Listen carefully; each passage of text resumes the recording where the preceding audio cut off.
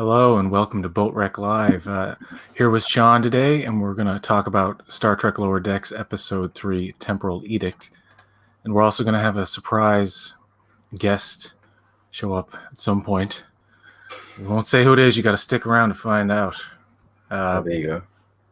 This is what it's getting like now. All these surprise guests just popping in and out of the live streams. Mike McMahon is going to join us. I don't like that background. I have to change it. I don't like Mariner's eyeballs sticking out like that. It just so you don't like the Guardians of the Galaxy color scheme? No, I like the background. If I could get it without the characters in it. Oh yeah, okay. Yeah, I should research more backgrounds. There we go. Well, it's all trippy. Yeah, so just to let everybody know, in the link below in the description there, I have links to Trek on the Tube and Starfleet Boy and Text Trek's channels, and I recommend you go and oh, he's here. I didn't even notice he was here. I'm sorry, I didn't see you. I was too focused. I'm so excited to be here. This is great. This is the first time you've both been on at the same time on this channel. I believe so. You know what? I've never actually had both Trekker Prize and Starfleet Boy on Trek Chat together. What's wrong with you? I know. What am I doing? So we've all had discussions about this episode to some degree on other live streams. We have indeed. Like I said, I just recommend it. You know, your channel, Sean's channel, and Father's channel, which we're all kind of like in and out of there on the live streams using StreamYard, and it's so much fun. I'm going to take away my logo. I'm going to take away my logo there, Sean. It's kind of like imposing on you. I think you should leave it. I think you should impose on him. Yeah, it's fine. It's okay. You're hiding Discovery stuff, so it's fine. You just okay. Hang on. All right. I'm going to mute myself because I can't do two things at once, and I want to tweet this out. So okay. You can't speak and tweet. Yeah, so let's get into the episode. This I thought would be about time travel, and before we start, there is an image that they showed of this episode way back when of Mariner with a board of many Trek references on there, like the Salt Monster and stuff like that. That wasn't in the episode. Did you notice? No, and that was supposed to be in that episode. It was supposed to be in this one? Yeah. And there were, if you look at some imagery, I think of that picture in particular, you see bags under Mariner's eyes. So maybe they fooled up and it's from a later episode, but she wasn't on the ship, like running around being all tired and whatnot. So I was. Wait, there's supposed to be a salt vampire episode? No, there's I should bring up the image. Yeah, there's an image where she's like freaking out in front of a board of things and she's all, stressed out. There's all of these references to other Star Trek things that have happened, but I didn't think that this was supposed to be in this episode specifically. I felt like they were just throwing all of these promotional things together and kind of. Oh, I see what you mean. I get it now. The eye thing. It's that image with the Suliban and all that stuff. Yeah. I get it. Later on, I did think this was going to be temporal, though, because I did too. I got fooled. They got Temporal Edict. And then when the episode starts, there's a Klingon, and then it went full crystals, and I was like, oh my god, we're going to be... Because, like, to me, Klingons, crystals, temporal, all of that screams time travel to me. They should time travel in Star Trek Lower Decks, but not to, like, the usual... I think they should time travel to, like, visit Captain Kirk so that, like, it's circa around Star Trek 6 or after Star Trek 6, like, right before... Go to the animated series. That's where they need No, I think it should go, like, to a new place. We've never gone to that place. How would you feel if they managed to edit, like, the way Voyager edited some undiscovered country footage to put Tuvok in there? How would you feel if Lower Decks edited like movie footage but had literal animated characters interact and walk around on live action sets like Mary Poppins? I would love it. You guys be comfortable with that? Oh wait! You mean like Roger Rabbit style? Yeah, just like kind of. It like would not be my preference. Okay, you would rather have them animate the live action sequences, like so that everything is animated. Yeah. Okay. Keep it animated. All right. I think if they do any time travel, like to any kind of era, they should keep it animated in the style of Lower Decks. But like you said, the idea of them going back to the animated series time, and it would be being awesome, the actually. animated series kind of filmation animation mixed with. We got a comment. Oh, Wow. yeah, it's Robbie. And by the way, sorry, Trek on the Tube, you've been demoted. He's now number 1. Oh, there we go. See, nothing's going my way. Yeah. Robbie successfully has launched and maintained a campaign against Treklad. Treklad and Starfleet Board are in a challenge right now, and we're trying. What the hell? So Robbie, yeah, you missed it. I'm trying to get Twitter for 2 days now. I don't know what's going on. I'm trying to get 1,047 likes on a post he made, so that he's forced to dress up like Angel One Riker in the thing. Oh, he just wants to do that. He hilarious. just wants the likes, but he wants. To I know he really wants to do it, but it's a matter of principle. And Robbie's been an amazing number 1. So welcome to the show, number 1. Now you're number 2. Although this is not my show, so whatever, it doesn't count. There you go. You don't get a say here. I don't get to say it's true. We're on PJ's channel. He's the real captain. I am the captain now. No. Sorry for that tangent, So guys. what do you think? No, it's okay. It's totally cool here. We're all casual and laid back. We don't have sticks up our butts. No. Anyway, maybe we do. I don't know. Maybe some of us. For the record, I was gonna say we don't. We only have them intentionally. That's all I was gonna say. Dear God. I mean, it is the payoff. And this morning show has been brought to you by Starfleet Board. So what do you think the actual meaning of the title is? I thought it was like after the episode, I was like, oh, Temporal Edict is like the captain's strict adherence to these countdown clocks and getting everything done at a certain time. But it was the biggest bait and switch. And Mike McMahon did it on purpose. I'm sure they did it on. They're like, oh, we're going to do Temporal Edict. Everyone's going to think it's temporal. Yeah. I love you. Wow. Well, you fooled us. You fooled us all, to be honest. What I did, the one criticism I have of the episode is how the captain is just a little bit way over the top for my liking, in the fact that I don't know how much time has passed that they've been doing these tasks and stuff. So like you just cut to a scene where they're all just running around. It has to be only I think a couple it was of hours. a week. It says a week later, or doesn't it? Does you it? remember when you're flying into the clock, like in that one okay. scene, Right. and it says a week later. So that's why they were all like worn out, because they'd been doing that for like a week. So 1 week and they're all useless? God, what is this? the trip to Galrock took a week. Yeah, Oh, like that. okay. That there was a week in between that and then the away mission. Yeah. I'm confused in the timeline. But anyway, I might be wrong. Maybe I saw. I don't know. I'm imagine I might be making things up. Starfleet Boy regularly. It's very quick though. I watched it a few times and I still can't quite make out the timing of everything. But I don't like how the captain, when they invade the ship with the sticks and the spears, she's kind of like, just let them and don't defend the ship. And the fact, this is a nitpick now, the fact that Boimler has a phaser whenever he needs it, but when he could be using it in another situation, like on the bridge, he doesn't have it. And I love how this is a joke in the show where the phasers just appear out of nowhere. It's like you don't see them on their person, and then there it is. There's no 1 week later written on screen. It just cuts to the clock. This clock spins, and then you just Yeah. Are you sure? Maybe the US version's different. I'm gonna look at it now. Yeah, I'm gonna mute myself. And yeah, of course. Now we're getting different versions. How much do they hate us? No, it's just it seems it's just like we get the clock, and it's just assumed that so much time has passed for them to. So you might be right. It might be a week.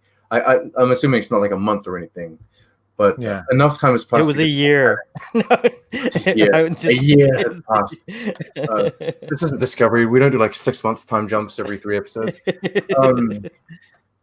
So like, it's a long amount of time. Larry Nemeczek actually had the same kind of problem that you did. Like, it was more of a comment than it was an actual issue. He commented on how maybe the captain was a bit too like exaggerated. and it felt very sitcom, is what he was trying to explain it, in the way that like the captain all of a sudden has to do everything herself, and she went overboard with this kind of temporal edict that she instructed everyone on, or that she ordered. But I don't see it as a problem. Like, I'm expecting this kind of plot from Lower Decks anyway. Like a lot of the times, in Star Trek in general, you can kind of look at something and say, hey, they could have done this way and it would have been, simpler. The biggest one being Data's situation. Everyone's like, why didn't just Data jump out of the ship, at the end of Nemesis, and why did he have to die? But there's like plenty of things like that you could find, and I'm expecting a lot more in Lower Decks. But at least Lower Decks has this reason for them having this kind of problem. It's over comedy. Yeah, I kind of like the opening scene with the Klingon, because the first two cold opens didn't really work for me, but this one did, and I really like the fact that they show a motion picture style Klingon, which I don't think a lot of people picked up on. And I found it, guys. But anyways, go on. Sorry. Yeah, that was cool. I like Boimler and his little fiddling playing, and he's what's the song he said at the end? He's like, "Oh, this is Requiem for a Hug." And like just little lines like that, I find amusing. Yeah. It's at 6 minutes and 22 seconds. If you want to know, it says 1 week later on the American version of Lower Decks. On the Canadian version, it does not say that. Interesting. I just looked at it. Really? I can't screenshot it. I could try to share 22. it if you want. Yeah, you can screenshot one. Okay, never mind that. Let me try. Okay. It doesn't. Even when you activate the subtitles, it has nothing. So we don't have a. It's the scene where the that's all it does. That's all it is. Whoa! No way. Okay, I'll show you. I'll cue mine up. Well, I'll show you. Oh my goodness, Canada doesn't deserve time. Wow, we discovered like Star Trek Discovery here on PJ's show, an exclusive. Hold on, all right. That's peculiar. All right, let me share my screen. We don't need buffer time. Did they send rough drafts to Canada? We're gonna get all these rough edits by the end of the season. Do you guys see anything? No, right? We can only see your face. Okay, I'm gonna. All right, there you go. No, it doesn't let me screenshot it either. Okay, did it come out? Did anything come out? No, it's okay. I'll just play it on my phone. Do the same thing. But I just wanted to see it. That I'm not crazy. Yeah, but I got a question. Font. I have a question about. I'll show you. Does it come up as a subtitle, or is it actually a graphic within? It's a graphic in the scene. Oh, okay. That's interesting. Yeah. We have two different versions. Did we scoop something here? Is this a scoop? What's going on here? Yeah, what's up? They're quickly changing it right now. Mike Mann's like, go quickly, change it now. Actually, you know what? I think I saw a Starbucks coffee cup in the background in one of the scenes. No. No. It was a live action coffee cup. All right. The exact same one from 6 Game of Thrones. minutes and 20. I can't believe we were both right. How did that happen? We were both right. Robbie says, all right, you guys. What is this? Is this related to him, or is this related to us? Can he not hear us? All right, can you not hear us? Oh no. Oh, can you hear? Can you hear me? Hello? Can you guys hear me? Look. Okay, never mind. There you go. 1 week later. Oh wow. That's awesome. Okay. All right. That's peculiar. Done. It is peculiar. We'd like to know the reason for that. We would. That is the sound is fine now.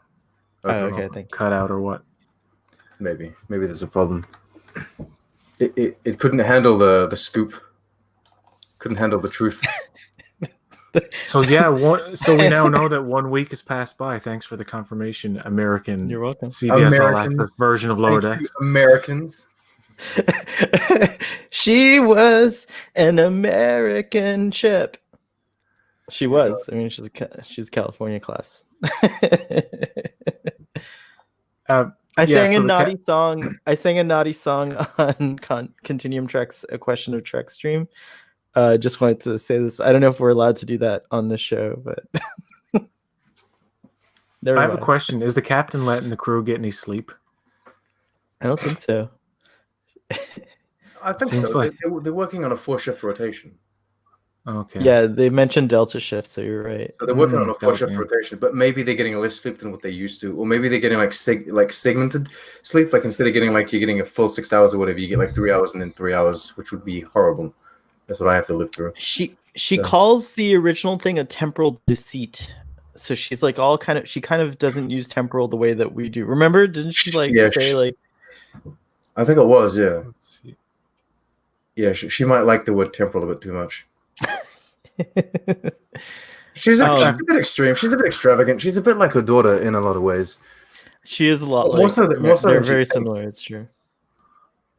I find it kind of ridiculous how Shax couldn't even raise the shields. He was so tired. He's like, I can't do it. He's probably got little baby hands. He can't touch the. I don't think he's too tired to touch the consoles. I think that there are too many malfunctions that lead up towards the consoles, and so the consoles on the bridge aren't working. Okay. Oh, because everyone's freaking out, not doing their Yeah, I jobs think right. no one's repairing their shit correctly, and so all of these everything's crosswired. Like to raise the shields, you'd have to go into someone's sonic shower or something.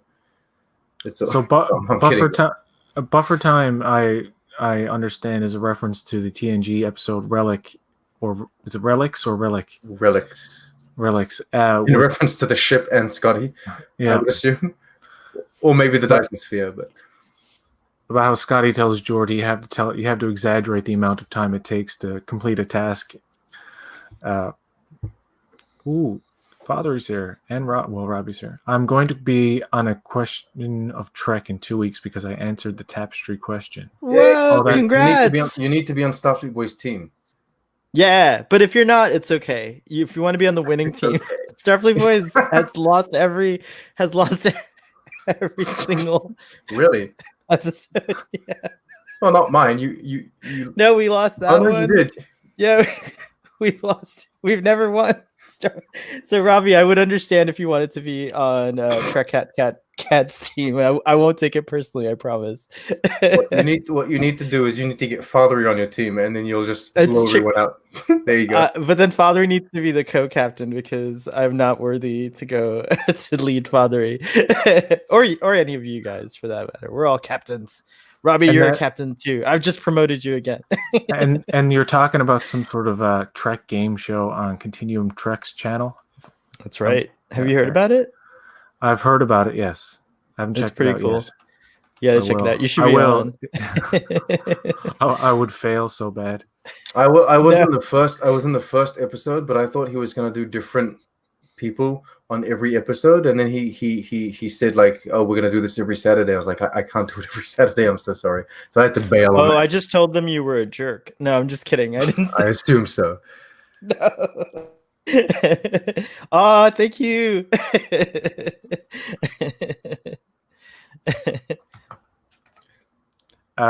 Yeah. So What did you guys think of the Crystal Planet? What did you guys think of like the looks of the planet, the aliens, and all of that? Loved it. I thought the aliens were like I just thought that the whole kind of structure of it reminded me of the it was like for me a mashup of we lost PJ. It was we have to make it show. It's not gonna catch. It will catch. Watch. I thought it was a mashup of the Fabonan sequence in Star Trek Beyond and the one in Star Trek Into Darkness as well. Ooh. Oh, I'm just doing a white balance. Go ahead. Sorry. Oh, nice. I was like, ooh, PJ's gonna open a letter. Maybe it's from like Mike McMahon or something. It looks so exciting. Okay, continue. Father, I don't know if you saw earlier, but we caught that the American version of Lower Decks is different from the version that Canadians are seeing. So that was interesting. Yeah, the time that passes between the crew being overworked is not clarified in the Crave version. It doesn't say 1 week later. It just zooms into a clock and then into the ship, and then there's no caption at all. Someone So, online, yeah. I think it might have been General Pedrowski, caught also that they forgot to render like a chair at the bar in the lounge, and they forgot to render a table, I think, as well. Apparently, in the bar, you will see people sitting in invisible chairs on invisible tables. Oh, Or, really? you know, Which episode is this? Episode 3 still? it's in the first episode and the second, I believe. Maybe I'm wrong about the second one, but it's definitely, you can see it in the first episode if you really look in the background. And Larry Nemechek mentioned that the captain's reflection wasn't inverted when she was looking out the window. Oh wow, he's really paying attention. So she's got the bag on the wrong side. Like it's not. That's flipped. amazing. So yeah, Larry Nemechek looking at the windows, right? But yeah, no. So they can be like, we won't get a boom mic in any of the scenes, but we're gonna get this kind of problem. But I mean, yeah. I mean, honestly, I've been talking about. Wouldn't it be great if we did get a boom mic? Actually, that's what I was thinking. Yes, they should put a boom mic in the scene. There should be boom mic, random. There should be a shot where the camera pans, but you see like the edge of the bridge sit. It's kind of. Yeah, but they're paying so much attention to everything else. Like I talk about the lighting so often. They even have the floating little dust particles in the light, which is just insane to me. What do they call it? Particle effects are really great. I mean, like, I think that like nitpicking on those little things is fun to do just from the perspective of, look, I caught this, but I don't think it detracts from the overall like story. No. I mean, something like 1 week later does kind of inform you of the story a little more. Like it does shed. Bizarre, it is annoying, to be honest, but I will. Robbie, you put up a comment that said they had less time to finish animation than planned because of COVID. I think that's true, right? Like I remember reading something about that. Oh, well, they moved it up. They moved it up, so maybe the first episode's got maybe pushed out a bit earlier. I don't know. But I will spend my entire life complaining about like the visuals of like a Klingon. Like if he doesn't look right to me, or like I will complain for hours about like an Andorian look or that kind of stuff. But if it's a boom mic or that kind of stuff, then I guess I'm all right with it. Some errors I don't understand it. Like if an actor is wearing the wrong amount of pips, I'm always, and this may be mean of me, but I think, doesn't the actor kind of pay attention to how many pips they should be wearing? Like once the costume department's done their job, don't you remember who you are in the show? But then maybe some it's not mean. It's understandable, but I think it's unrealistic. Like I would want, if I were producing Star Trek, I think that's the production team's job, because if you get Beyonce on Star Trek, for example, how the hell is she supposed to know that like a commander? Oh no, I'm talking about recurring cast, that kind of stuff. Oh, I see. What sometimes you'll have sometimes Brandon Spiner as Data would have like a wrong amount of pips or something, and you're like, dude, can't you? But then, I mean, every day they're doing maybe 16-hour days, especially in the back. And we know Brent Spiner doesn't. I'll be right back. Make it show. Oh, sure. See? Yes. He didn't say that for you. He said that to piss me off. But yes, I love it. Whatever the reason, it's good. My point is, like, if there are errors like that, like, oh, the badge is on wonky, or there's a boom mic, or there's like something like that, I don't complain about that in the same way. I find it funny. Spelling mistakes, that pisses me off a bit. Like when they have Commander Stamets. There was a famous one in Discovery. Yeah, they have. Oh wait, what was it? Stamets instead of Stamets, which I'm like, gotcha. There's also the. There was the crazier one on the view screen. I forget what it was. And simultation instead of simulation. Simultation. And that's right. You're like, that's right. Guys, but they like Discovery had at least 3 or 4 in just 2 seasons, and I was kind of like, come on. And they also, I think those things are more inexcusable now, because with streamers you can just put out a version B, right? Like you can just update it. Oh, like, yeah, right. Like definitely. These are things that you can correct that don't alter the show in any way. Like it's not. Like they should a complete alien. There were mistakes.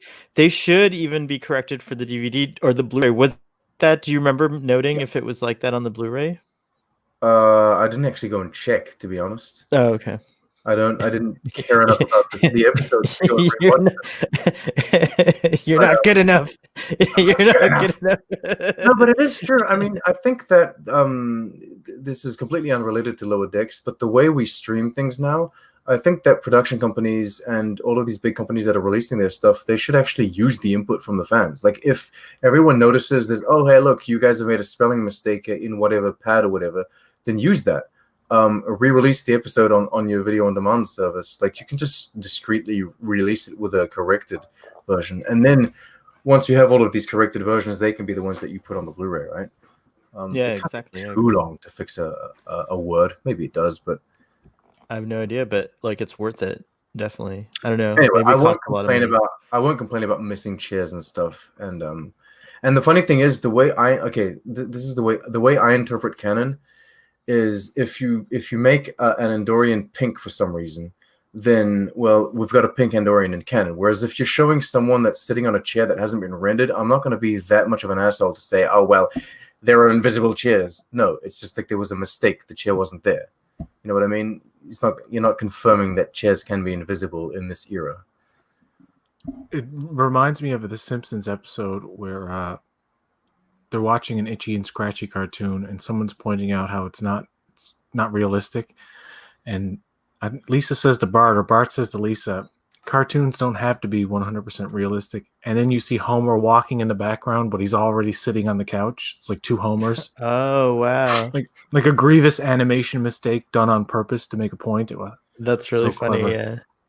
But that always happens. That shit's forgivable. Some people main were thing- saying that it's too soon to start ranking Lower Deck. There's only 3 episodes, and have I done? I don't think I've ever ranked them yet. Yes, I have. But like, it's too soon to rank them. What do you guys think of? What do you guys think of that? What do you mean rank them one to 3? Like, yeah, like Larry Nemechek was saying, come on, guys, like there's only 3 episodes. You can't start ranking them yet. I think it was Larry. Sorry. No, wait until all 10 are out and then look at the thing as a whole. But so far, it's so far so good as far as I'm concerned. It's just like little nitpicks. That's all you can really do with this show at this point. Yeah, that's the thing. A lot of it translated in your head into live action wouldn't work, obviously, because there are logic issues. Like, I think they're not too bad, actually. I would love the crystal people. They seem very primitive, and they're supposed to be warp capable. You know, that kind of weird dynamic. That's okay. That's kind of the way they're gonna kill Starfleet officers and stuff like that. I mean, it's funny, I guess. But Black Panther did the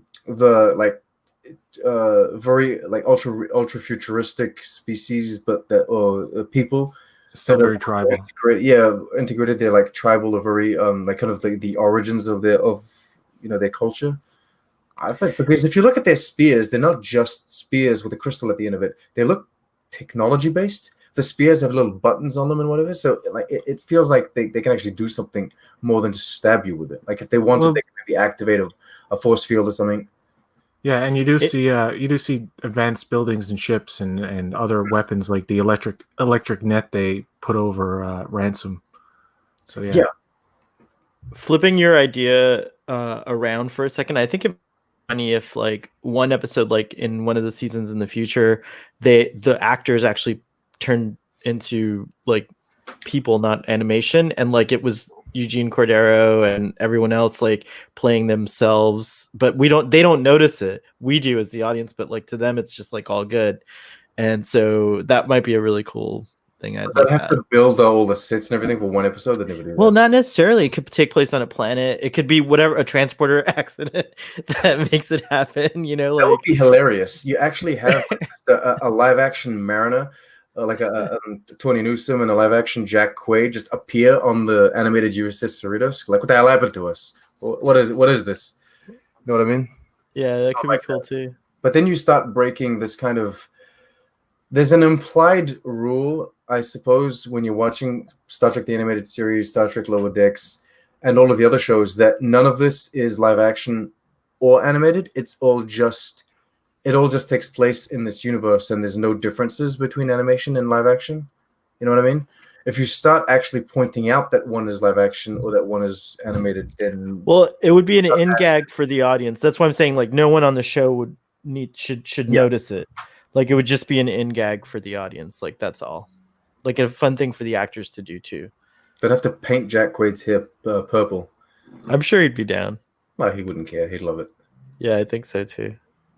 I would love to see in season 2 of Picard, the USS Cerritos, a newer version of it, not necessarily the same one from the cartoon, but like an upgraded version. And Boimler's the captain.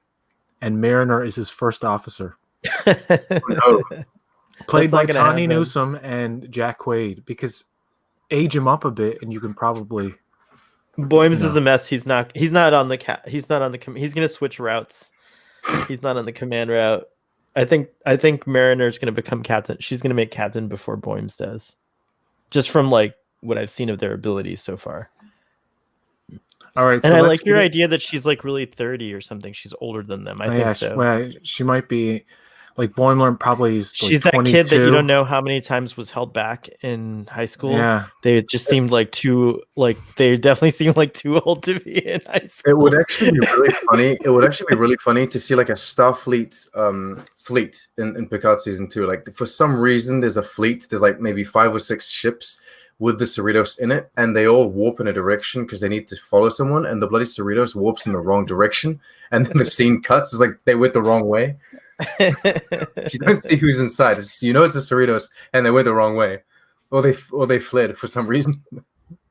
One thing that excited me about this last episode the most was that it felt the mission, like just that whole thing of them going to Cardassia and like her getting upset about it was really funny, but it also seemed like a legit mission from that era of Star Trek TV, like going to Cardassia Prime to be a part of a diplomatic, talk, and like she had to do a dance. Like I want to know what the Cardassian dance looks like. she had to learn small talk and learn the dance and all this. It's like when the Queen of England goes to Scotland and she has to learn all those Highland dances. I hope Ravi's still here. He's probably Ravi. Do you know any Highland dances? Like, is that a real thing?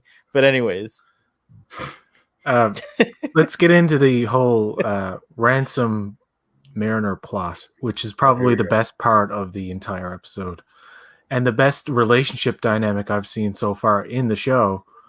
In modern they go down to the planet Galrak. In modern Star Trek, it's the best relationship ever. in modern Star Trek so far, yeah, probably. I don't know. He used to be so loyal to Hugh and Paul. Is it not the Spock Uhura relationship from the Kelvin timeline that is the best? You used to be. Didn't you used to stand for Hugh and Paul? I really don't like what they did with that. I enjoyed having their relationship being just a relationship, just like a simple relationship.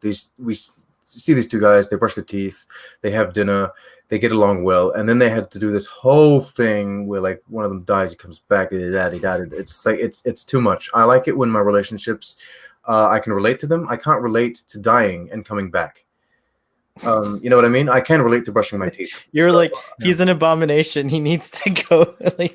I love Hugh so much. He's still my favorite Discovery character. It's just that I don't like what they did to their relationship, and I feel like going through all of those, like there are enough difficult situations in a real life relationship that I find you don't need to add like high concept sci-fi things to them. I think like your high concept sci-fi, we're still here. Don't worry. Okay. I think you can do all that to just the show in general or to grander plots. You don't have to apply them to relationships specifically. That's why I like the B'Elanna and Tom relationship so much, is because it's very straightforward and I can relate to it. It's like sometimes they have personal issues, sometimes they have relationship issues, but at the end of the day, they are a couple. They get together. And they grow together and they have children and what have you. So, yeah, that's how I would have seen my Hugh and Stamets. I would have seen them having a relationship. Like they would have been together for a couple of seasons, and they would have had a child and moved on to, you know what I mean.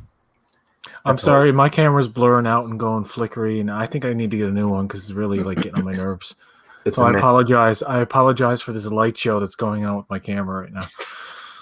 But yeah, I did hear what you're saying. Yeah, I get what you're saying about developing relationships. And B'Elanna and Paris, I don't know. I doubt it was probably one of the better parts of Voyager, but like I have to go back and watch that show again. It's like so faded in my memory at this point.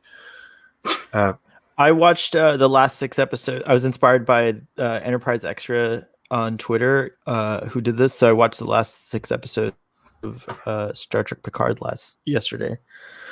And I was reinvigorated with my love of modern Star Trek after I watched it again.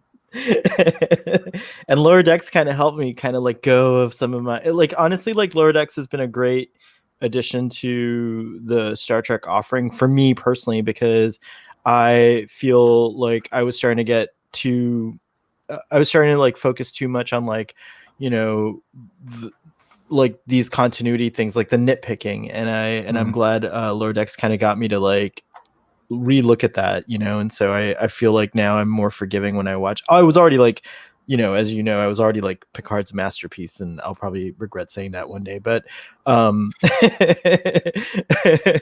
but I still saw flaws and you know, within that. And so yeah, it was nice to go back and just kind of like realize that, oh, maybe I missed something. And I missed a lot of things. Like I caught a lot of new things watching it again. I was expecting Mariner and Ransom to get together. I don't know why. There was this dynamic in episode You 1. called it, I think. Yeah. Yeah, it felt natural. It felt like I was like, because someone said maybe Boimler and Mariner are gonna get together. I was like, that won't happen. Like they're not. I don't see them having that relationship. That's a great shot right there. The streaming stars. None of this new Oh yeah, bullshit. that was beautiful. None of this new bullshit strobing light kind of stuff that they do now with the warp effect. I can't stand that. Didn't they only do that in the warp conduit though? And it was like, it's like, yeah, I love that. Yeah, I love that. It's great. With the stars having down and the stars do the Doppler shift as they're passing by, which is really cool and realistic too. I like that. There's another shot where they're about to land on Galrak, and it's like the shot of the shuttle above the planet, and that looks absolutely beautiful. The design of the planet is pretty and bright, and I like how it looks. I like Galrak. I would love to have seen it live action, the planet with the crystals. And I saw in one scene when we were watching the Text Trek, when I was watching that stream on Friday on TQIF. There's one shot that like has a lot of similarities to what I imagine like a Star Wars aesthetic would be like in Star Trek. Like if a Star Wars planet was in Star Trek, because it had that like Mos Eisley dome, like these huge dome shapes and things like that. Yeah, I get that. Yeah, there's one shot in particular that looks like Star Wars, and it's the shot of the building, and it looks just like something out of, I think, Return of the Jedi, maybe. But anyway, yeah, I don't think they're ripping off Star Wars or anything, but yeah, there is like a little bit of homage to other things besides aesthetics. I mean, they make the sand reference in the first episode. Oh, that's right. I wonder if there's just like there's so many deep things, because like someone had said there was a reference to that the scene where Boimler is humming the TNG tune in the turbolift might actually be a reference to Stargate. So I mean, that was pretty cool. TQIF. It's true. It's a thing. You guys should get in on TQIF. You could have the daytime slot of TQIF. It's just thank you. It's Friday. It's like a must see YouTube. It's really cool. We dominate the Friday YouTube landscape. Okay, so Ransom, Mariner, and Aboli and the rest of the crew go down to the Galrak planet, and everything goes wrong. And instead of a crystal that they give as a gift, they end up giving a piece of wood, which is the totem of their sworn enemy. It's actually a sex totem of some sort. But anyway, there's a line where he's like, he's got wood. And Mariner's like, that doesn't sound good. And yeah, they get captured. But the best part of the episode, I think, is the whole interaction between Ransom and Mariner while they're in captivity, fighting over who's going to fight the giant. And Mariner's talking about, she's like, she gets into this whole thing about she actually gets off on disobeying orders, and that she's going to do like the wrong thing sometimes to save the day or whatever. And he's like, yeah, you know what? I should do the wrong thing too. And he stabs her in the foot to prevent her from kind of hijacking the situation and subverting his command, which, you know, I don't agree with an officer stabbing somebody in the foot, but it's all kind of like poetic justice. I mean, he's taking her advice literally, and he's using it against her. And this actually sparks something in her, an attraction, I think. And of course, when he takes off his shirt and starts fighting, she gets all horny and stuff. But who wouldn't? She even I like the things that got her off. She was like, he's so ethical. Like that was cool. Like, you know what I mean? Like I really enjoyed that. Like what turns her on is like things like that, you know, like he's double fist fighting this guy at the same time, saying, "I respect Right. your sovereignty," and like Yeah. stuff like that. It's like, it's like the best way to like destroy your enemies with kindness. Yeah. That's true. I also Yeah. like that we see it at Ransom's heart. He's like a great, you know, like example of like a Starfleet officer. He's like flawed for sure, but you know, he's got his problems. He, like people criticize him for being broy, I guess, or whatever, you know, but like at his core, he did the right thing and he was right. Like he was 100% right when he was like, you keep speaking in terms of like my team and like, you know, it's very like Mariner centric. And I'm thinking in terms of like our team, like I'm trying to like look out for the greater good of the whole crew. And that's why you're stuck as an ensign and you're not going anywhere and you've had like 17 assignments and so on and so forth. So I really kind of liked that a lot. Well, what I think Lower Decks is doing well is something that like TNG, Voyager, and like less to a certain extent Deep Space Nine, because it wasn't so much like a Starfleet vessel, but these 90s shows started touching on the way Starfleet doesn't treat everybody the same, because Starfleet is like, it's Starfleet and the Federation is open-minded enough to deal with people how they need to be dealt with and to teach people how they need to be taught. And so we got a bit of that with what's his name? Oh, the awkward one from TNG. Barclay. Barclay. We got that with Barclay, right? Barclay. We got some of that. But even Barclay didn't make a breakthrough in his career till Picard was like forcing Geordi basically to take an interest in him because he was becoming. They started dealing with him on kind of like his level and like on his way of conceiving things or like understanding things. And the same thing with like Good Shepherd, which was the Lower Decks episode in Voyager. This I think is dealing with that really well. It's like Mariner has the potential to become one of the best Starfleet officers, but she's very difficult to deal with. But this episode is showing us that the first officer he's dealing with her. Like he never would have stabbed his Bolian dude in the foot. Right. He's doing that because this is what she responds to and this is how she works. And she responded so well to it that not only did she understand where he's coming from a professional point of view, but now she wants to fuck him. So like it really, really worked.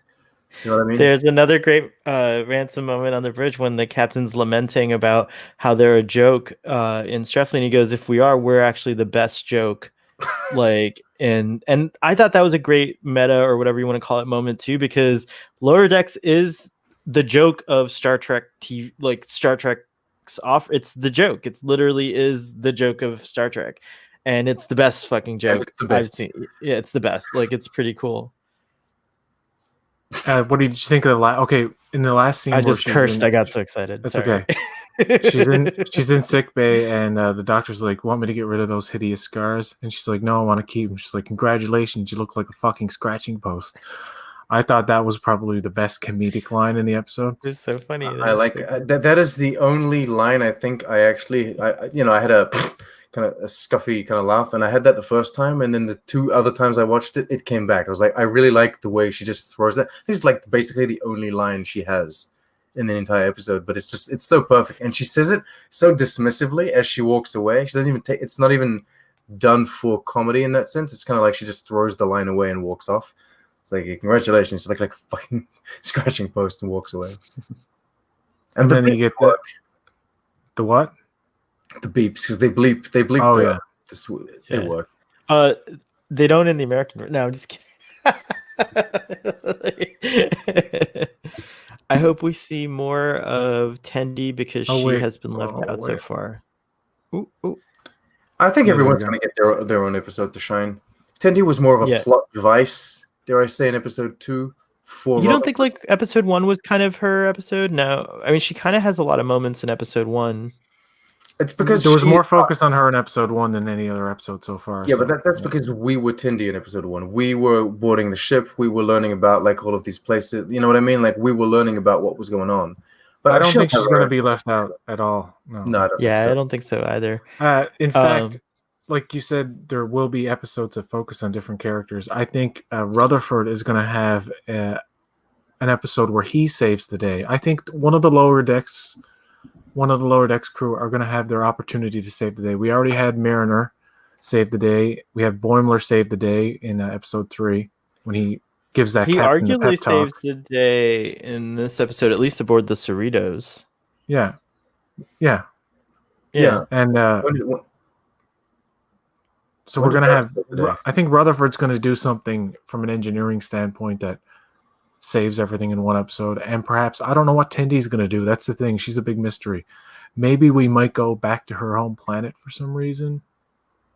Maybe there's an Orion episode. I So don't know. much love to see her. I've been saying this. I would so much love to see her Orion parents, but they're all scoundrels and misfits and black marketeers and what have you. And they're like really not okay with her Starfleet career. I would just love that. The juxtaposition of this classic Orion family, and she's all like, "But I'm Starfleet. I get to go with parts. Yay!"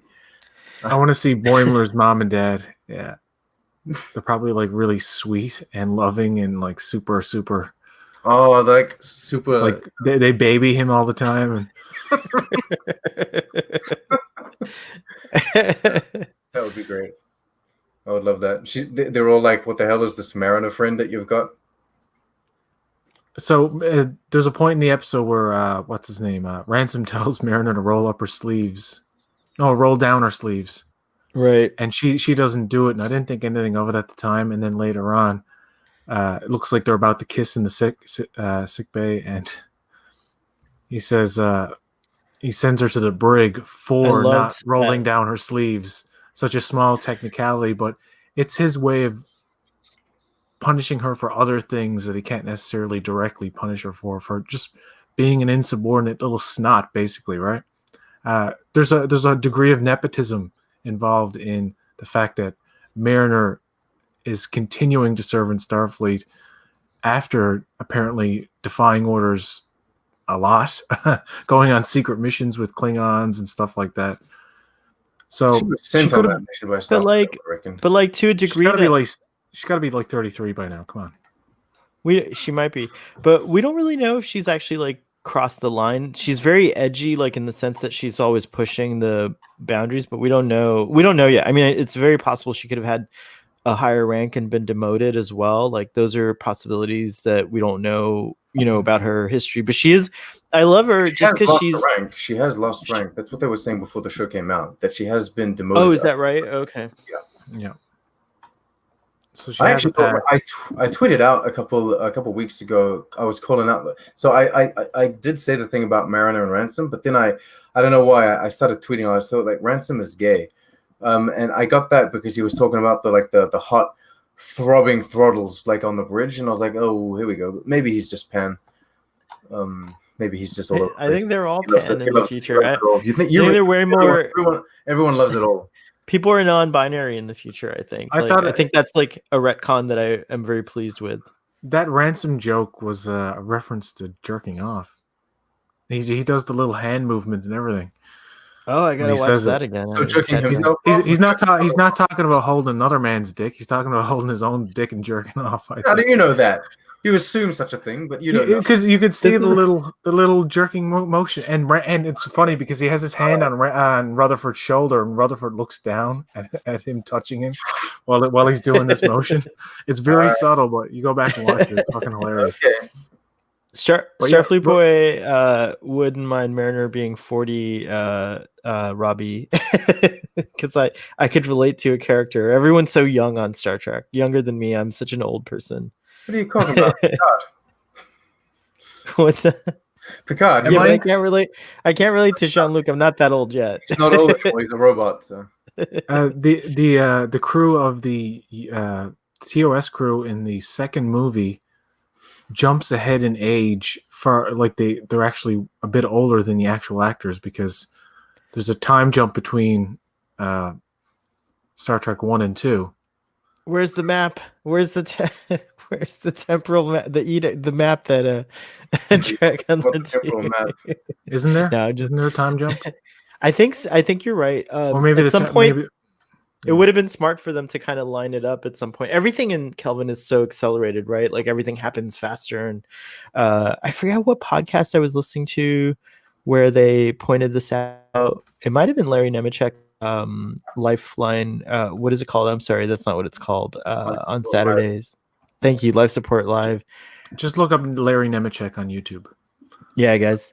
But he talks about how like I think it was his co-host, the Doctor, who says that he liked the energy that they brought in. Like in the Kelvin timeline, they're running all the time. They're always running everywhere. Like if they have to go, like whereas in the rest of Star Trek, like people walk. Even in an emergency, they just kind of get like a little faster, but no one's like really running. and on the Kelvin timeline, everyone's just running. It's a very fast-paced universe. This episode had a joke that I really, really liked, and it ties in well with the fact that the captain wants everyone to be productive. But I felt like it was a comment on the Next Generation, because in the Next Generation, every time there's a bloody alert or something, the people are just walking around. Like Worf strolls his way to the holodeck when there's an issue. Dr. Crusher strolls her way to the cargo bay, and here the captain just has a freak out moment when she sees two of the officers just walking. What are you doing? It's not like we're just exploring space or anything, and they're just like walking around, like chilling out in the corridor. I love that. I also like that. It feels like commentary on what Star Trek is and some issues that we might have with Star Trek. Oh, thank you, Father. He just told me where I got that reference from. It was Dave on Text Trek. Thank you. Wow, I have really bad data banks, so I'm glad we got that clarified. I also think that Captain Freeman is like, I know she's animated, but like, and I know there's all the exaggerated things about her, but like, I wouldn't mind seeing a Captain Freeman character in like live action Star Trek, just because I kind of like her. I like how her mood swings kind of depend. She's like not quite as like impulsive as Mariner is, but she still has like these mood swings that she deals with, like where she goes from being like, I'm the best captain, to like, this is the shittiest ship in Starfleet, we suck, what am I doing, why am I failing in life, like I do like that she has these doubts, and they seem realistic. And even at the end scene, like she's just kind of like, all right, Boimler, I made this plaque for you, here you go, like, oh, and then she has like a moment where she's like, only from the truly the eyes of a child like help to save today's day. Oh, here it is. Cool.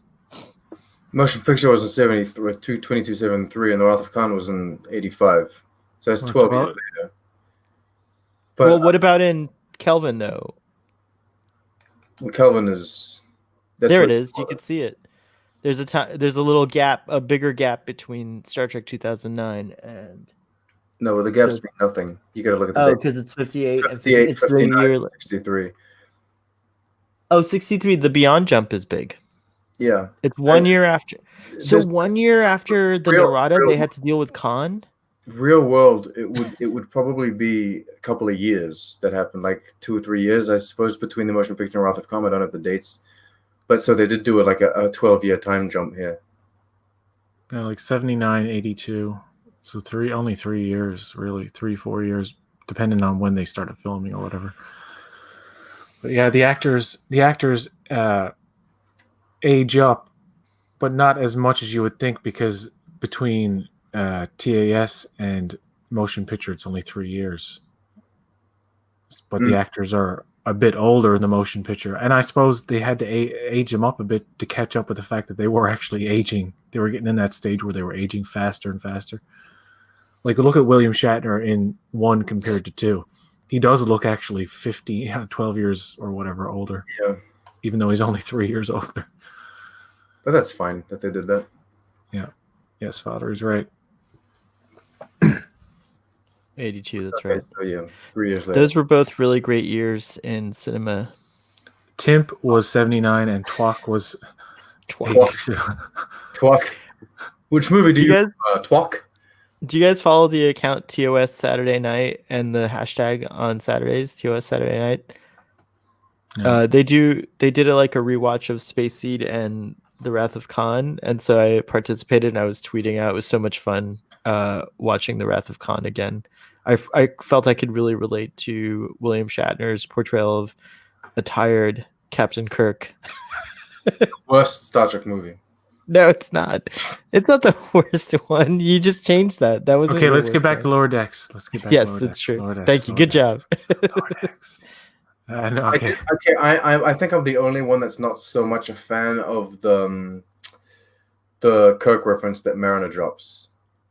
That wasn't. Yeah, was I nothing. feel like that joke is very, very forced, and like compared to a lot of others, because she's like, "Oh, what is this? The 2260s?" And my Kirk, la la la. And I feel like I don't know if it's the delivery that Newsom gave in those lines, or if it's the fact that nothing else is happening. They have that, and then it cuts to like ad break, I suppose, because it fades to black, cuts to black, and I'm like, just that tag joke really does feel tagged on, and that's the one that I didn't really like. I was like, eh.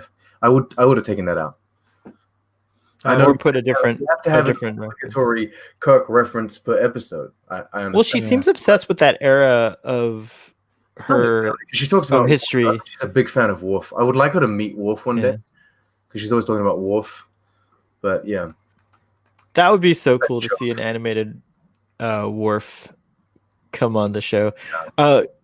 You were talking about the motion picture Klingons being shown. So far we've seen like almost all the different kind of styles of Klingons. Do you think that Lower Decks is where we're going to get the mix finally of the Discovery era Klingons with actual Klingons? Do you think that would appear on Lower Decks before anywhere else? Only if it's played exactly like the joke in Trials and Tribulations, where Odo asks, "What are those?" and or something, and Worf's like, "We don't talk about it with outsiders." that somebody says to a Klingon that's with them, "Hey, those are Klingons," and he's like, "Yeah, we don't talk about it with outsiders," or something like that. I don't think they're really. Stupid, it's really like little burn. I think they do. I think they do a more. Like, I think we'd only see all of the Klingons if they went really to Konos, and we would interact with TNG style Klingons, but you'd see all of the different ones just in the backgrounds, right? I would love a joke where like Boyne was like, "Is that a Klingon?" and he's looking at like a Discovery Klingon, and Boyne's like, "Don't look at them, don't look at them." It's like, you can't talk about. That's just what PJ said, except he wanted a Klingon to do it. Yeah, but I don't think they would address it in that way. Like, it would be funny, but I don't think they would do that. I think they would really just have all of the styles in the background. Would L'Rell be old enough to be a character on possibly? No, right? That old? No, she wouldn't be able to. I mean, Klingons don't live that long, right? Like, they live. I think it's like 100. Like the most they live is 150 or something like that. Oh, gotcha. Okay. Which is basically human at that point. Human years. Yeah, like humans can live till the 30s, 50s easily, right? Yeah. 130s, 150s, yeah. Maybe like Bones was like 140 or something. Yeah. I imagine that in 100 whatever years from now, humans will age much slower. I mean, we're starting to see that now. I mean, just look at your grandparents' time, and they aged a lot faster. Different times. We have much more comforts and I think we'll still age the same. It's just that we'll be able to continue on living in an elderly state for a long time, right? Yeah. Okay. Maybe we'll be more active, or we'll still be sorry, allergies. But we'll still be able to remain active and stuff. So what did you think of Mariner freaking out on Ransom, talking about she's gonna dance in his blood? They actually do a handheld simulated camera move on Ransom. Like when to create like tension or something. They do a lot of that. Like, they do a lot of like cam and stuff like that. Yeah, but that's done at like this weird Dutch angle. It's like, and it's a they're trying to make it a little more chaotic. I like the composition of that whole scene, and I like the line. She's like, I'm gonna dance in your blood. Yeah, she holds on. Dance in your blood. I knew when the first time I watched it that he was gonna say, "Oh, that's hot" or something like that after she said that. Of course, I kind of knew that too. I feel like this kind of like he stabs her in the foot. She says, "I'm gonna dance in your blood." It works because it's these two characters, and they have that relationship now, or they're growing into that relationship. It would have been another officer. You can't just say that to someone. What would their sex be like? Oh my god, it'd be like Worf and Jadzia going at it. Very, very Klingon. Yeah. Mariner and Ransom's sex would be like. You think it would be like Klingons going at it? It would be Jadzia and Worf, as in like aggressive, like Yeah, I feel like both of them would want to take control all the time. Really? Okay, Kankor and Koloth were alive in DS9, so that would make them. So L'Rell could be around. That would make them like 100, 160, 170. Okay. So maybe Klingons live a bit longer than humans. Because like Vulcans can live 240, 250. And Laurel's part of that sneaky deaky clan that messes with genes and stuff. Like she could act, for all we know, she could actually have changed herself to look. Sure, by the time the original series or even the Next Generation comes around, that group, that faction of Klingons has been sent on their way somewhere. Like piss off. Purged. They would have been purged. That's how the Klingons deal with it. They don't just send you. They don't send you on your way, Sean. They purge They cleanse. They cleanse. Oh yeah, that was the first. Robbie's right. That was the first explicit sex scene in Star Trek, as far as I know. We actually saw rape. I don't know. That's debatable. Well, it's a form. It's a form of sexual assault. It looks like it to us, but I mean, what's his Vogue was so into her. I thought they were like ready to get married. He seemed like a lamb willing to go to slaughter to me. I don't know. I don't know what this is. Anyway, in Lower Decks, we get a reference to the first Legacy character. Well, not a reference, but we actually see an image of a Legacy character in the show, and it's Chief Miles O'Brien, who's considered the most important member of Starfleet. So, what did you think of that? You're muted, Starfleet. Oh, sorry. It's I cracked up. I was in stitches. I like laughed out loud. I was like, "What?" Because it's true. I kind of like we all kind of like were like, "What is she gonna say?"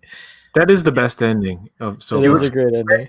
You expect her to say something ridiculous, right? You expect her to say something that isn't Picard or whatever. You're like, okay, they're gonna go in this comedic direction. What are they gonna show us? And you get Miles O'Brien. He's clearly standing there, like in the Miles at Work comic strip that we have online. And like, oh my God, they went to Miles O'Brien. And then you listen. Have you guys heard or read the interview that Mike McMahon gave post this? And not yet. No, I haven't seen it yet. But he explains why he finds that Miles O'Brien is the most important character. Oh wait, I did see that. I thought he was being tongue in cheek about it. I read that on Star Trek. Well, not really, but I mean, the way he describes it, he says that he's basically a glorified red shirt when we see him. He's like an extra, just beaming people up and down, and then we see all of his career and all of his life throughout all of Star Trek. We see him, he did and become a professor at the academy. He did say that. One thing that I agreed with and that I liked, because I kind of always have kind of seen Spock that way, and I know Sean doesn't like this, but he's right that we do see a lot of him. Like we definitely see him evolve over time, and it is true. He is a very like looked at character. He's a very well developed character. So yeah, I do agree with that. And he deserves to keep going. I feel like we definitely shouldn't have seen the last of Miles Edward O'Brien. Great actor. They should give him his show, Star Trek O'Brien. But yeah. At least Michael Burnham wasn't said to be the most important person. That would get a backlash. Yeah, God. Actually, I would have found that funny. That would have been very funny. I wouldn't have minded that she was, and I would have rolled my eyes. It wouldn't have given me the slight chuckle that Miles O'Brien gave me. It would have been. I would have been. I think Miles was a better choice. If they did that, some people would throw things at the TV, like the captain throws her thing. But not me. I would like Dex as a corporate shill working for CBS. How dare they? How dare you? Burnham. There are folks who I saw a little bit of controversy about the Miles O'Brien thing, but I took it as a tongue-in-cheek thing mostly, but also that there is truth into it. Such a lower decker. That's the thing, though, isn't he? He was a lower decker when we met him, and then he became, the chief and what have you. And it's like, yeah, it makes sense. Show that the lower deckers can make it. Anyone can make it. Even if you don't want to accept that he's the most important Starfleet officer that's ever lived. He is the patron saint for Lower Decks, the show, right? That makes sense to me. He represents Star Trek Lower Deckers, and so yeah. Did you find the Boimler effect joke, like that? The whole thing leading up to this far distant future classroom, by the way, with Borg children for some reason. I don't know. Okay. By the way, I thought that was a reference to Hoshi's school, and it might be, but it's also a reference I saw online to the movie. Firefly movie, what's it called? Serenity. Yeah, they have a class very similar to that class in Serenity. The kids are like kneeling. Yeah. At all. Yeah. Oh yes, the classroom scene where the kid. Yes, they don't have chairs. They're just it's like a desk, and they're like, and they're just like kneeling. Yeah, it's true. Oh, really? I'm gonna have to add this. God, it's a good thing I did this discussion. Now I have things to add in my video. I like how Boimler's like it doesn't like the Boimler effect. And he's like, "Oh, you have a plaque all done up. Oh well," and how Tendi there's a clever cut because Tendi says, "Oh, no one will. What's she says? No one will remember this," or something like that. And then it cuts to the teacher saying, "We will never forget this." Or the laziest, and she calls him like the laziest Starfleet officer. Like corner cut, which he's totally the opposite. He's like the complete opposite. It just goes to show you that no matter how hard you work, it all depends on your perception, the perception people have of you. That how will you be remembered by history? Starfleet Boy will be remembered as the hardest. I'll be remembered as the hardest working YouTuber in Star Trek, and you'll be remembered as the laziest. You can't fight the cliches, and you can't fight the. You'll be remembered as like an Indian tech guy. That's true. Just can't fight it. It's true. I will be. I'm not even Indian, but that's how I'll be remembered. So thank you. What are you? You're racist. Racist. No, I'm just kidding. You'll be remembered as brown canceled and tech savvy. Cancel track on the tube, everybody. He thought I was Indian. I'm so offended right now. Oh, I missed this comment earlier. I watched The Wrath of Khan, The Voyage Home, and The Undiscovered Country in 2009 recently. You know what's great about Wrath of Khan? Not The Undiscovered Country, but Wrath of Khan, Search for Spock, and The Voyage Home is that it's like a continuous story.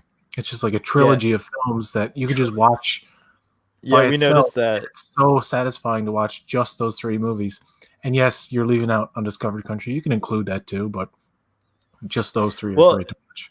It's nice. I think Undiscovered Country, we haven't done that one on Starfleet Boy, but my big thing about it is to me, I think it always kind of is my favorite. It always ends up being my favorite. I just love the original series crew, and I love that they got a sign off, and it was like a great, mission, and so so on and so forth.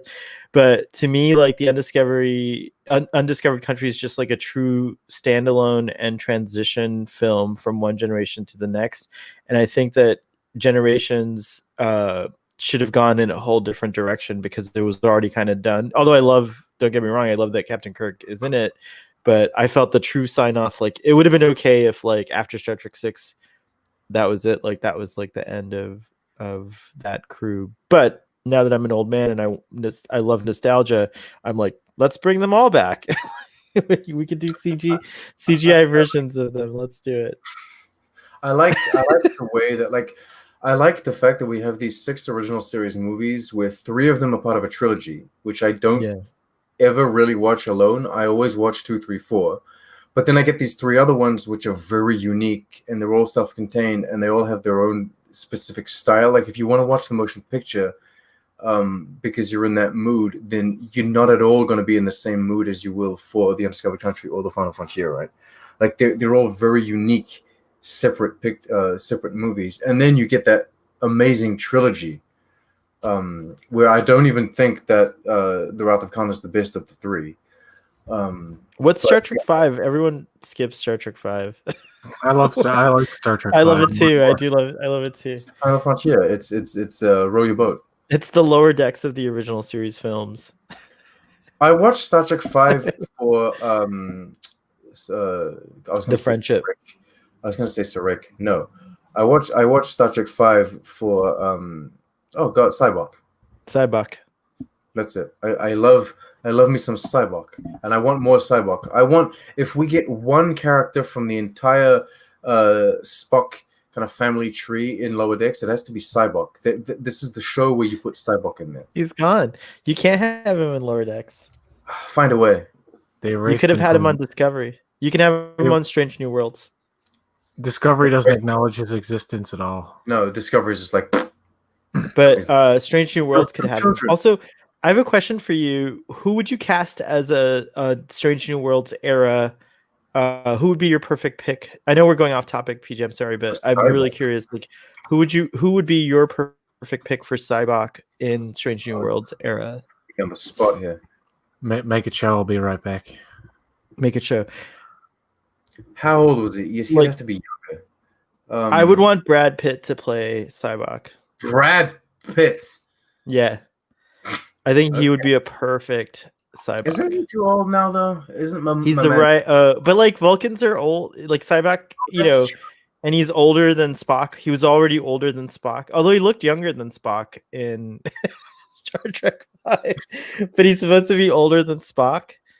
So maybe that Shakari juice keeps him young looking. I don't know.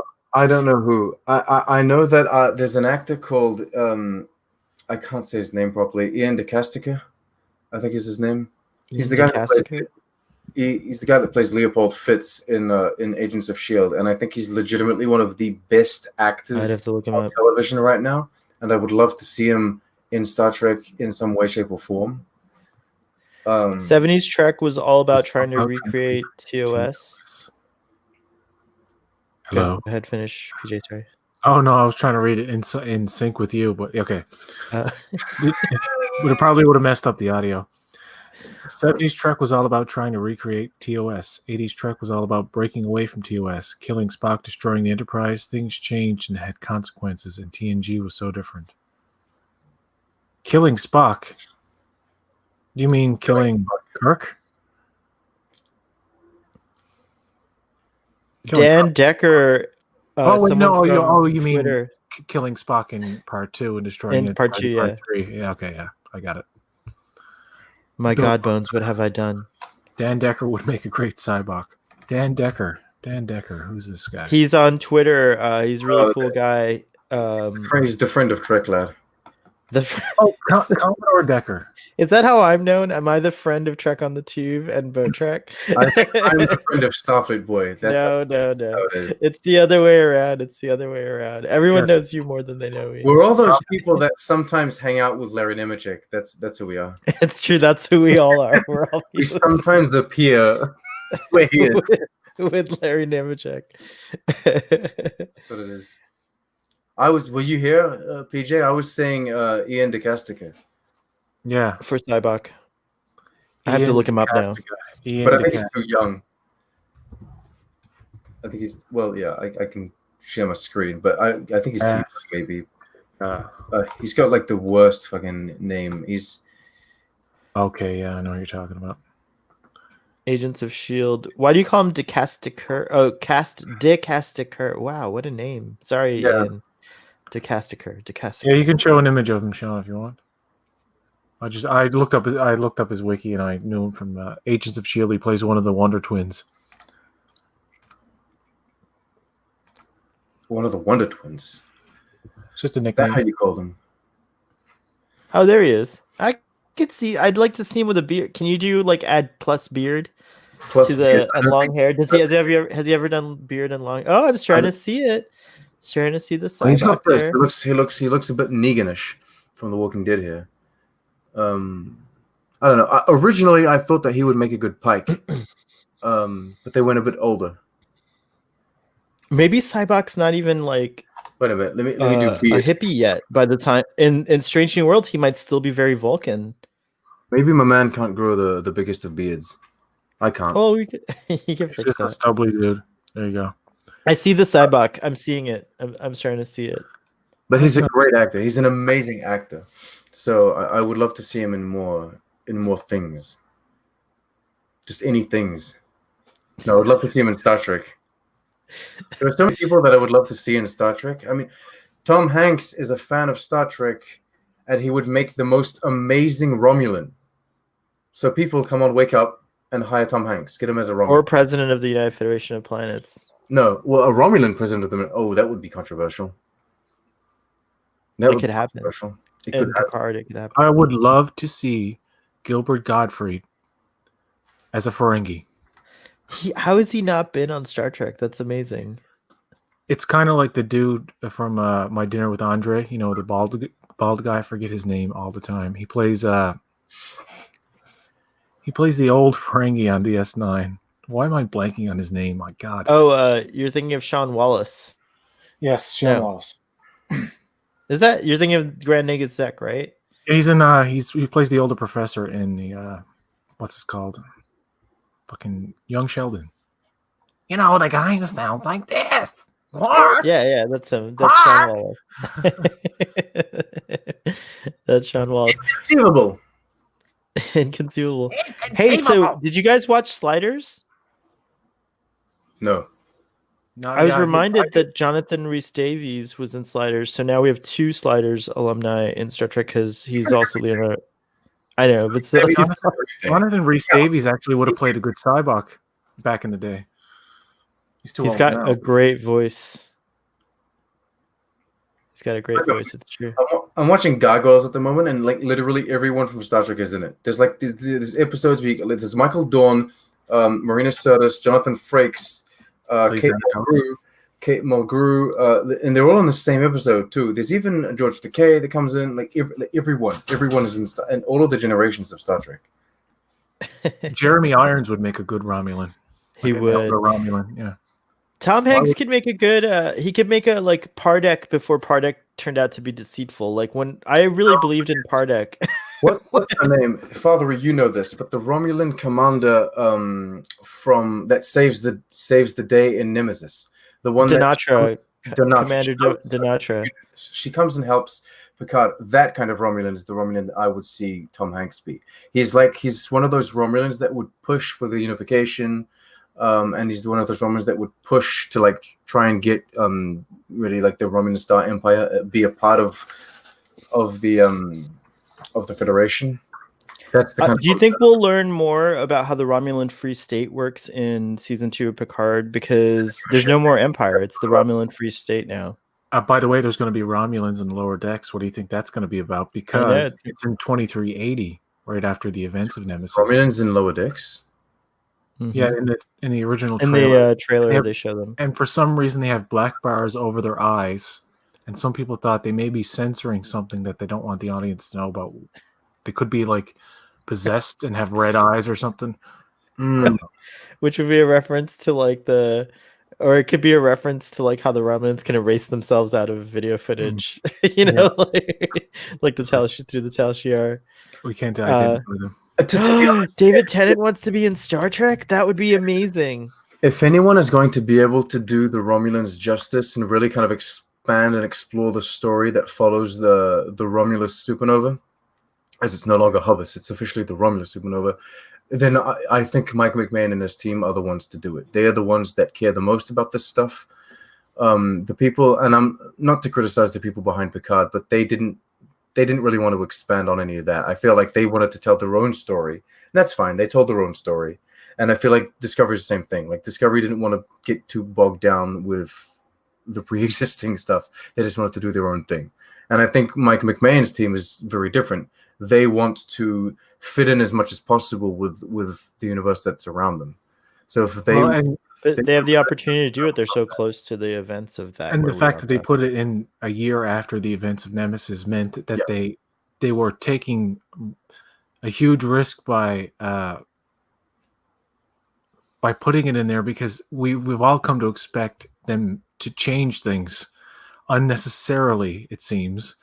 Now, that's a criticism we could have an argument about for days, but the fact that they're actually trying to, like the space station we see in the first episode, just the shuttles and the new things that we haven't seen before that are kind of like mixes of old and new, but they're keeping very faithfully to the aesthetic of what we know and love, especially from the 90s, which is great because we all yearn for that post-Nemesis TV show, and we all thought Picard was going to be it. And, you know, a lot of people do like it, but I think Lower Decks, in terms of visual continuity, I just appreciate it more for putting in the effort to even just... I know it's crammed with references sometimes, but it's just fun to go back. Even though the episodes are entertaining and fun to watch over and over again, you always see something you never saw before. So it's kind of like a little visual treat to go back and watch these episodes.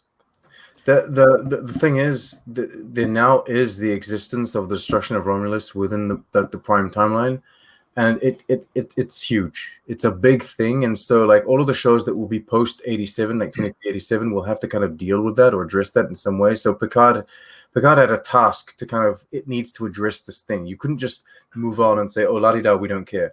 This show is 7 years prior to that, so maybe they will just never address that. I would like them to start talking about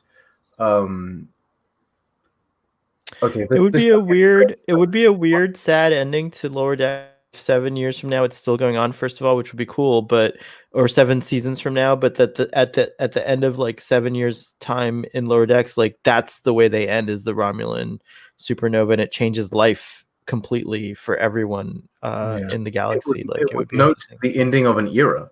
Yeah, it would definitely do that. But what I mean is, how can I put this? I don't know where I was going with this. Well, while you think of it, David Tennant was also in Star Wars as an animated character. David Tennant would be great as an Andorian, a classic style Andor, like an Enterprise style Andorian, I would say. I mean, he could really do anything, but I would love to know what he wants to do. Did he mention in any of his interviews?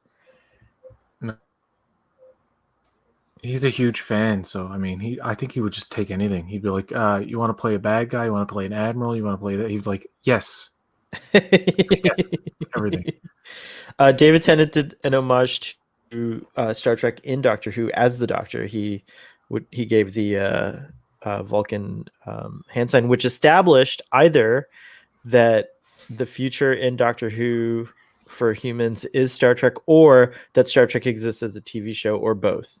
All right, where I was going with this, I was going with that in Picard, they like the Romulans seem to be mad at the Federation for not helping them in this time of need, and it has been brought up online that it's kind of peculiar that the Romulans would expect such help considering they were enemies. And so you kind of have this gap in reality where you're like, but you guys were enemies, why would you expect them to help you? Lower Decks could fill in that gap in giving us kind of a continuation of the relationship that we saw at the end of Nemesis, where they really develop the Romulan Star Empire and the Federation coming closer. And of course, they wouldn't be accepted into the Federation right away, but you could kind of enhance the relationship, kind of show that, yes, they're closing. Well, at this point, Spock is developing that relation, that kind of diplomatic. He's over there on Romulus, isn't he? And yeah, Picard was too vague. Picard was too vague on all the Romulan details. I do feel like, for whatever reason, watching it, that either I don't think it was a lack of interest. I think they just intentionally chose to cut it out. Maybe we'll get more other things to. That's what I think. Right. Their own story to tell. Right. They didn't want to get. But I do think of that as one of the disappointments, because it is like the Romulan Empire was formidable as far as I could tell. So you're right in the sense of like, why would they expect the help? But there is even the scenario of like, well, let's say that this was such a big deal that they actually needed the help. It's still not clear. It's still not clearly established, because I think we need to see the betrayal. Like like I think that one of the flashbacks should have centered around the real, like more. We should have gotten more of the betrayal of. Well, that's a whole Picard discussion. Yeah, it's they should have ripped out all of those Soji and Narek situations and developed more on that. But okay, we agree. If that episode does play out of Lower Decks, where they are having some kind of confrontation with the Romulans, because like I said, it could be some kind of holodeck simulation, so you don't know, but it could be security footage that they're seeing, and that's why the eyes are blacked out. Like in footage. But do you think they'll? I would like them, if there's any kind of Romulan type episode, for there to be Romulan antagonists and protagonists, like kind of a situation where the Cerritos is helping a faction fight another faction of their own people, or something like that. Something probably a little too complicated. I would imagine there are extremist groups. It just got really stormy outside. Like, sorry if I cut out. It's okay. Yeah, I would imagine there are extremist factions. Like, I would imagine that there's the Romulan status quo, which is kind of like, we want to keep the Star Empire strong and how it is, what have you. But then there's these other people which are like, no, we need the Federation's help, or we should start joining the Federation because exterior threats like the Borg with the Dominion now coming, and it's nice to to have these allies. I suppose there are other people which would be way more extreme, much more xenophobic too, which would be like, we don't want anything to do with anyone, and we should murder like all of these people and stay well away from them. I would like to see those kind of different Romulans, and I'm assuming that their fashion would go with it too. The people that are classic Romulans that work for the government, they all have the square things. But then the people that are maybe a little more interested in the unification, they might have more Vulcan-y type clothes, maybe. Arthur's really interested in what you're saying. Giorgio, Discovery, and Commander O seem similar to me. Like, you think Commander O is they're just both cold and very cold, and I think Giorgio is much more. She's much more catty. She's like kind of like a villain from Batman. Is she catty? It's Dr. Tayana, everybody. I hate Giorgio so much. Giorgio should be stroking a cat every time she speaks. She's like, she should have a literal mustache that she can twirl. Dr. Tayana says that you guys look like fucking scratching posts. That's funny. Okay, go ahead. I just think it would be neat to actually connect Caitians to human cats somehow. Like, that would be a fun thing. Cation, like an ancient Cation race seeded the cat species on Earth many years. And I meant Earthling, Earthling cats. not human cats. Let's give our final thoughts on this episode. Temporal Edict. Man, we've got an hour and a half. This is pretty cool. And we've had some nice comments from our friends Steven and Robbie. Yeah, it was really cool. Do you think it's the best episode so far? I think every episode so far is pretty much the same in terms of quality and entertainment value. I mean, no episode is like a big standout yet. Although my favorite scene was in the second episode on the holodeck. So this one was good. It little nitpicks here and there, but the whole thing developing Mariner and keeping Mariner and Boimler separated from each other was, I think, a good move, because I didn't want another episode with that odd couple dynamic, which can get tiresome. But yeah.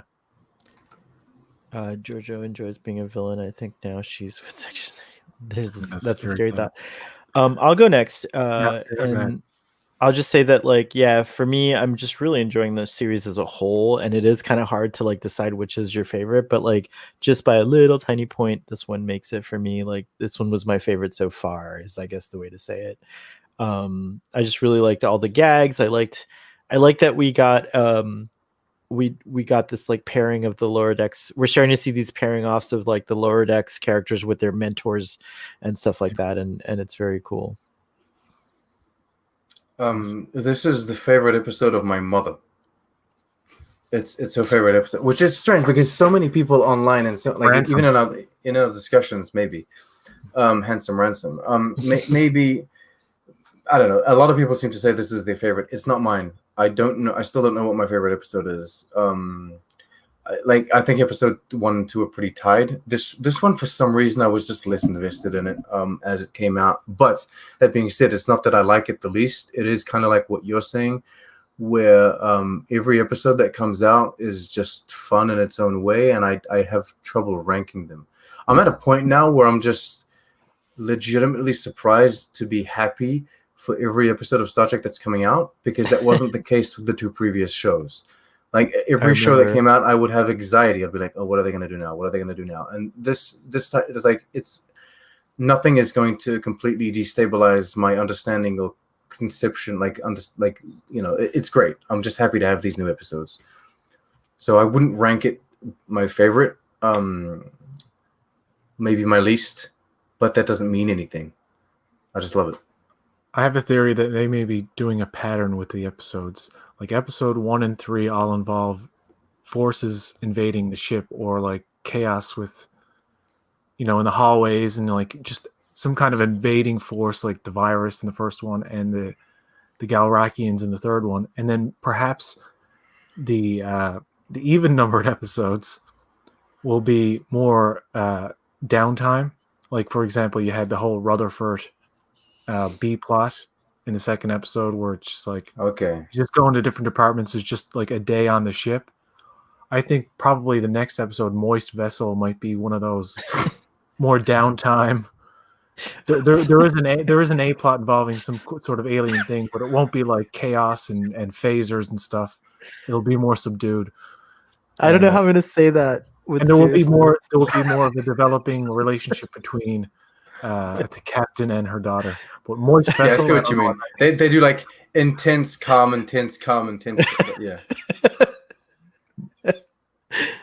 It's going to be interesting to see what that title means when we watch Moist it. Vessel. Okay, I'm predicting some sort of. It's not going to be an alien invasion or anything.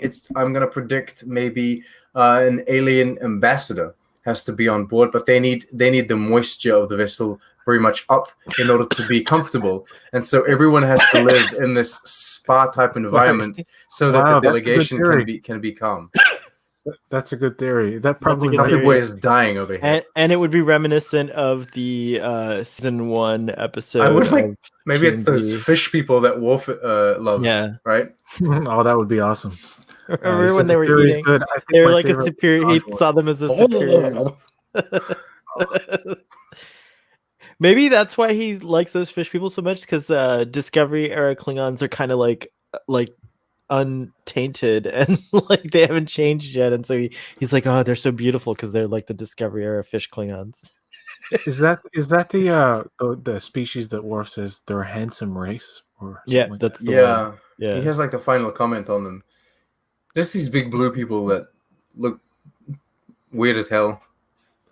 So Robbie said Envoys was his favorite episode, but we're only three episodes in. Yeah, we are 3 episodes in. Yeah, so far this has been the most consistent newer Trek. I won't say new Trek. Mike McMahon says it's Mike McMahon and his team, actually. They say it gets way better in the second half of the season. Yeah. And I don't know. I believe him on everything. I don't know how I can believe him on this, because that would mean that it really gets legitimately excellent. I'm like, how? Anyway, if he manages to pull that off, if they all manage to pull it off, and if the second half of the season is that good, it would be pretty close to becoming like the best first season of any Star Trek we've ever had. Mike McMahon doesn't seem like the type of person who would hype unnecessarily, but I also believe him just from seeing what I've seen so far. It's on that trajectory for sure. It might have the best season 1. I'm calling it right now. Call Meany will do a voice. Yes. It's gonna be a thing where he comes aboard the Cerritos for whatever reason and works with Rutherford, and Rutherford's like fanboying out. Because I think Mariner behind. Do you know Worf? Have you seen Worf? Where's Worf? God damn it! Shut up.